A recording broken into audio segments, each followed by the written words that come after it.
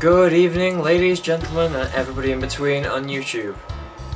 So, it's been a while. I'll apologise for that. I actually left my camera here at uni over the whole New Year's break. I was going to make videos and post, but yeah, left it here. Also, I had a lot of stuff to do, so I had my uncle, he's got dementia, so we have to look after him over the Christmas periods, and it gets a bit time consuming really, so yeah, apologies there. I would have liked to make more content, but life, family always comes first, and I did leave my camera, so yeah, you would have gotten maybe a few in between. So I'm going to go and do something that I have wanted to do for a while. I'm going to go over some frequently asked questions that I get asked, answer them here, and then if I can't be bothered to answer them, I can just send them a link all the way to this video. Yeah. So the first question I always get asked, this one gets quite old. So what have you got down there? These are real, kind of. A bit of padding, but mostly real because of on patches. But yeah, down below, right now, not the right thing. It'll get changed in the future. Luckily that operation's free in the UK, so yeah, to make it perfectly clear, penis now won't be there later. When I say later, I mean more like a few years, because that's the way the NHS works. Slow but free, and I'm not going to fault the NHS. They've been nothing but ridiculously good with me and my whole condition. My doctor's been really great, so yeah, that's that one out of the way. The next question I always get asked is, so what about kids? And I usually answer with, what about them? Don't you want them? And I'm like, well yeah, I would like kids. I would kinda like my own kids, but it's not really a possibility for me, and to be honest, I can live without. One day I would like kids, but they don't have to necessarily be my own. There is thousands upon thousands of kids that have been orphaned or left orphaned or just abandoned by parents and stuff, and kids need love too, so I'm pretty sure that I could love another child, even though they're not my own, the same way as if they were my own.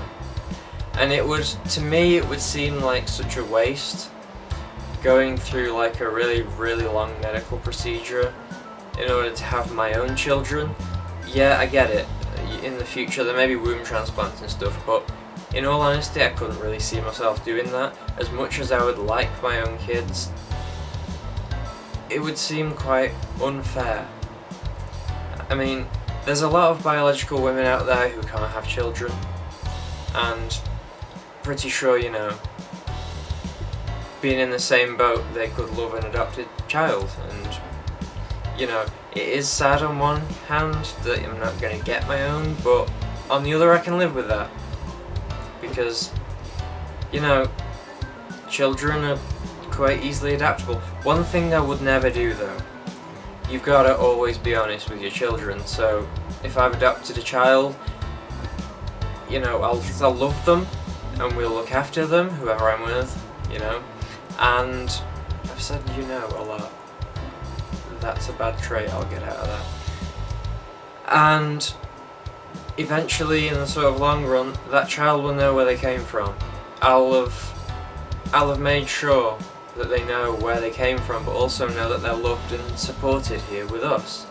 And they will always have the option whether they want to see their biological parents or not. And it will be up to the child, not up to me.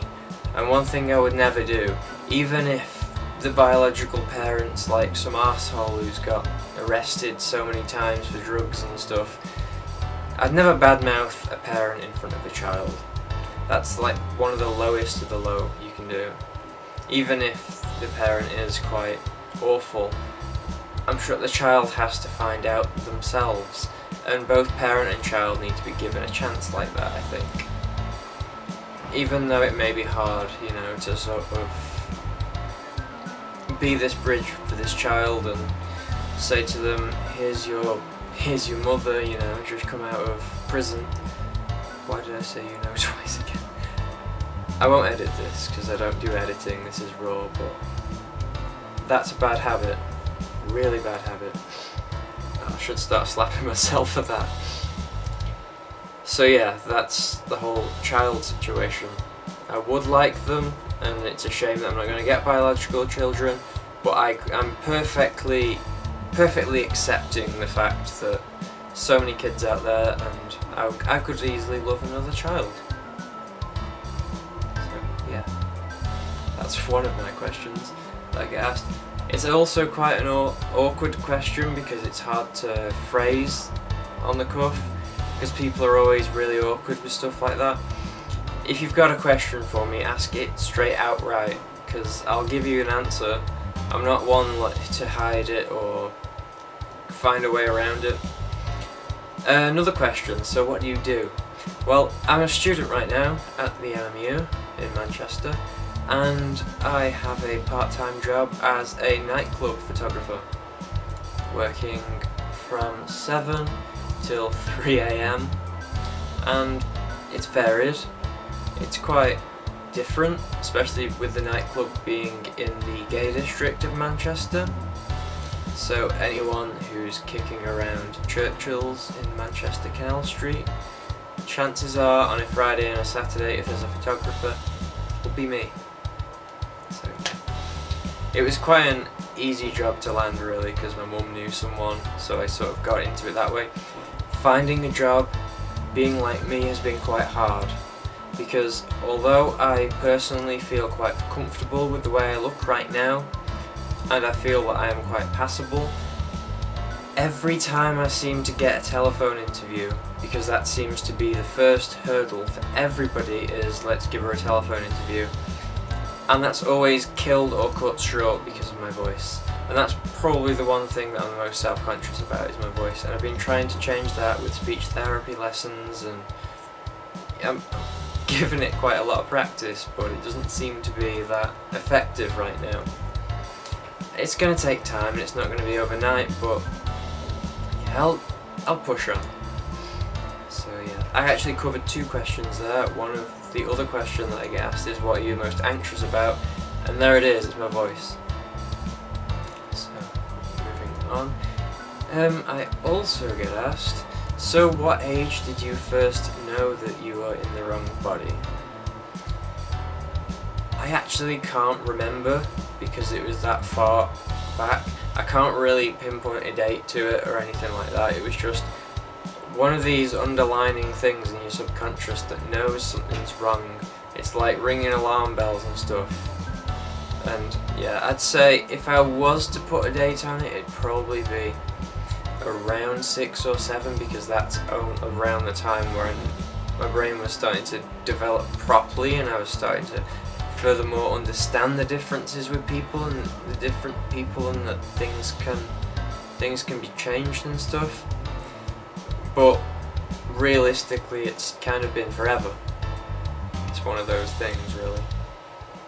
So another question you get asked is, so what is it like? It's a hard one to visualize, really, because no matter how I put it personally, nobody will ever really understand. It's like asking an autistic person, so what's it like to be autistic? Because it's one of those things that they may be able to explain and it makes sense to them, but it doesn't really translate to others. So I'm going to try and explain this in a way that makes sense to me and hopefully others. So imagine life, you know, you're living in a box, living in a cardboard box your entire life. You might think, sure, great, as long as you can't see outside the box, you'll know no different. But I could see outside the box. It's like you're living this half-life. There's so many things that you want to experience, you want to do, but just can't. I'm not saying it's like a disability, because it isn't, because the disabilities and stuff, there's very, very little chance of it changing and getting better. It's better than that. So like, you're living this life in this fragile cardboard box, and it's quite awkward, and things are really awkward and aren't as they should be, and then when I started going through everything and actually actively transitioning with patches and stuff and the name change and all that, the box walls started to crumble. And then everything was new, and there's this whole new world to explore and new things, and everything feels so amazing and intoxicating, really. And it does get too much, because I'm going to be quite honest with you, before all of it I cried a lot, and I'm quite a strong person. You'll hardly ever see me crying, but I cried a lot. And that's hard for me personally to say, because it makes me feel like a weaker person for it, because that was the way that I was brought up. You know, boys don't cry and all that sort of stuff. I was taught to hide things, and it's pretty hard to hide things when you know there's definitely something wrong. Now, I'm not going to blame anyone, because I had quite a decent childhood for a boy. You know, my parents did the best that they thought they were going to do, and I don't blame them for anything. I don't really wish any of it was any different, because I wouldn't be here now. And I've never once had, like, active suicidal thoughts. Occasionally I thought about what it would be like, but then rationality hit in pretty quickly and I stopped it. Which, you know, is hard for a lot of people. There's a lot of people that can't do that and end up taking things too far, and you get things like self-harm and all this, and that's not great. So if you do suffer with any of that, you should probably go and talk to someone. So yeah, that's how it feels like, really. It's the little cardboard box, but once everything's out, the box is broken and the world's your own. It's kind of like a dog in a cage. You put a dog in a cage and they get so frantic and just worked up. That's you in your little cardboard box. You want to get out. You're so worked up, and you know what, there's stuff on the outside. You know there's more to it all, but you just can't get to it because there's this barrier in your way. For me, the barrier was my entire exterior and how it didn't really match my interior. Now that'll change, and I'm quite glad that I live in the UK, because I don't have to pay for it to change. I don't have to pay for it to be the way that I've always felt. I think that's probably most of the main questions that I get asked. If there is any more, and you do have any questions for me, feel free to put it down in the comments. I do respond to all my comments. If you do have criticism, please make it constructive, because if it isn't constructive criticism and it is just abuse or anything like that, I'm not going to take it seriously. Yes, I'm going to read it, but I'm not going to respond to it. So don't be a dick. And please feel free to subscribe and like this video. There'll be more content like this in the future, because I like raw, honest content, which is unadulterated and unscripted and all that sort of stuff. And yeah, so I hope that's been insightful. I'll also leave a few links, I think, in the description of other sites to go to have a look at this sort of stuff. And if anybody is suffering from depression or anything like this as well, things like gender dysmorphia and all that sort of stuff, please go and see a specialist before things get out of hand. If you're in the UK, go and see a GP. Ask your GP if you can be transferred to a gender identity clinic, and then once you're on the waiting list, because there is a big waiting list for this sort of thing, once you're on it, you're on it. So get on it as early as possible. It's not like you go into the GP and it's this solid decision, I want to transition, I'm going to the GP. For some people it may be, for others it may just be, I am confused but very, very depressed about it. That's fine.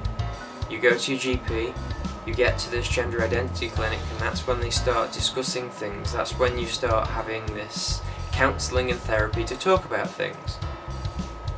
And that's when the change starts to happen. And I truly hope that the people that the change does happen for are very happy with the results, like I am. Because there's really no worse feeling than being trapped up and eaten up inside of you. So thanks for watching, and I will see you in the next one. Oh yeah, and a little bit of bonus content. Jay, my friend Jay, please stop asking me. I can't fly. I wish I could fly. I don't have any wings. I can't flap my arms really, really hard and fly or take off.